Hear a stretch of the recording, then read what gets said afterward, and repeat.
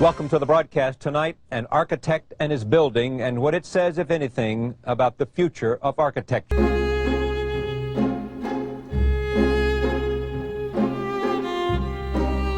He has spent as much of his time being an intellectual provocateur in the world of architects.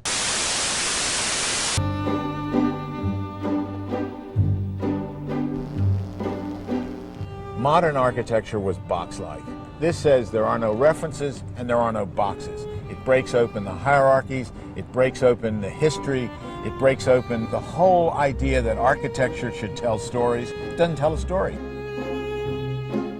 It's very similar to what Piranesi did in the Baroque. The Baroque had these magnificent spaces, but they were hierarchical. They told wonderful stories about the church and society.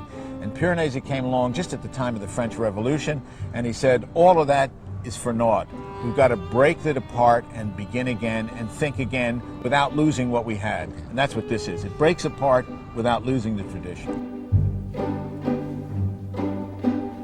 I needed to make statements. I felt more strong statements, right? This is a strong building.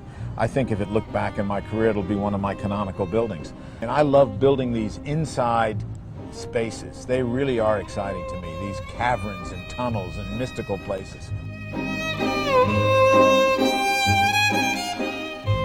What this building tries to do is to bring the body back into the mind-eye relationship.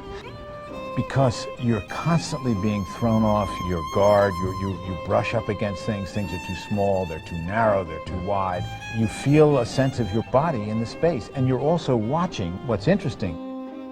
One famous German philosopher said, people look at architecture casually. This building you cannot look at casually, and it's true. You walk down the street in New York, you don't see anything, people don't see it. They go to painting galleries and they look at paintings in frames on walls. They go and see sculptures on pedestals. Nobody sees architecture. This is like taking somebody at the front door and shaking them and say, wow.